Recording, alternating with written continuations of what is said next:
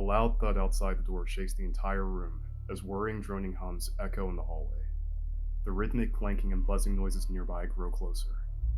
Meia Machina Centurion Mark IV, brace yourself. Schrader's words are interrupted by an explosion of concrete and metal as the room's door frame is blown to shreds by the swing of a mechanical arm. Eyes meet the sight of a machine towering above the room, an obelisk adorned with dozens of optical sensors peering right back at it. Welcome back to the world of Animus. In today's video, I'm going to take us to a time where magic and technology has integrated itself into much of the world's industrial regions. By the end of this video, I'll introduce you into new essential lore for Kinix Volume 1, along with the new enemy design variant that introduces itself later on in the story. The world of Animus has undergone a significant transformation since the time of the demigods, and this new Animus is a world where many societies have propped themselves up, utilizing a distinct combination of magic and technology known as magiamachina. The word origin derives from Latin, with magia referring to magic and machina referring to machines or mechanisms.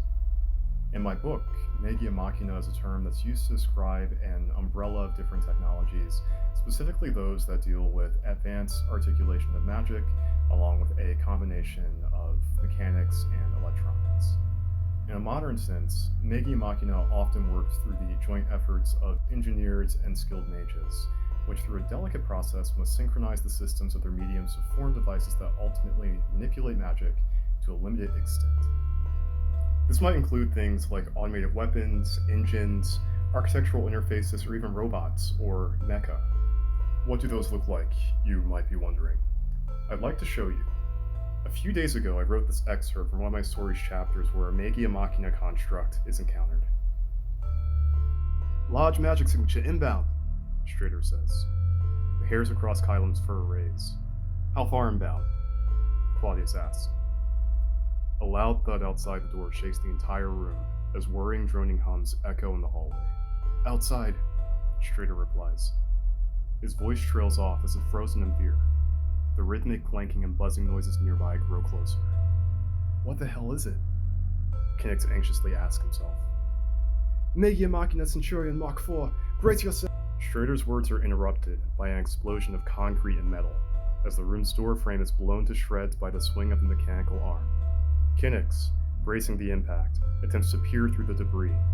His eyes meet the sight of a machine towering above the room, an obelisk adorned with dozens of optical sensors peering right back at it. Supported on what appear to be four drill-like legs, a massive crescent blade pointed from its front in place of a face and torso. Its four arms form both its shell and formidable weapon armaments. Thanks for tolerating my amateur voice acting.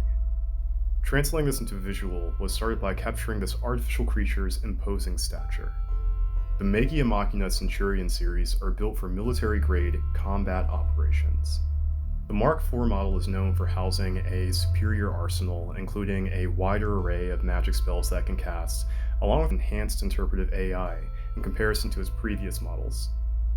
On a side note, AI is a technology that exists within Animus during the events of my main story, Kinix.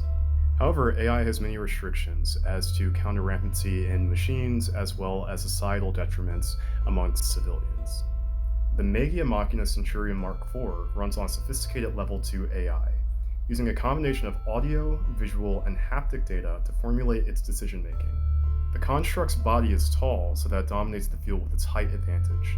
Its weakness lies in its control console, where if damaged enough, the mech will cease to work.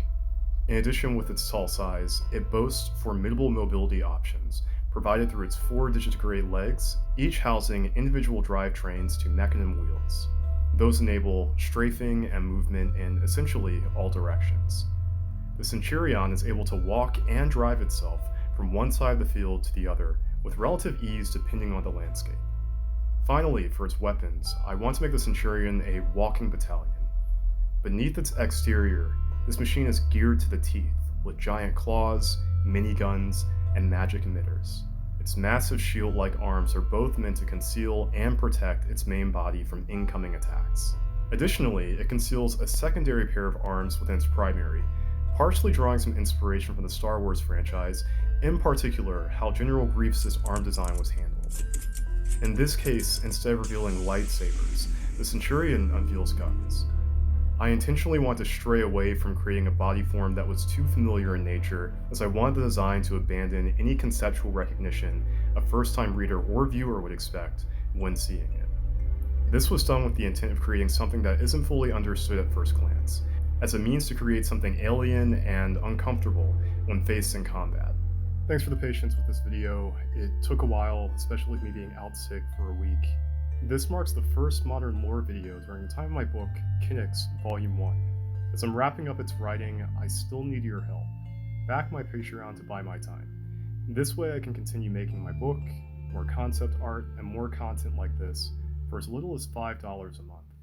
If you want to see more behind the scenes making of the Meia Machina Centurion, check out this video for more. Until next time, I'll see you soon, and cheers.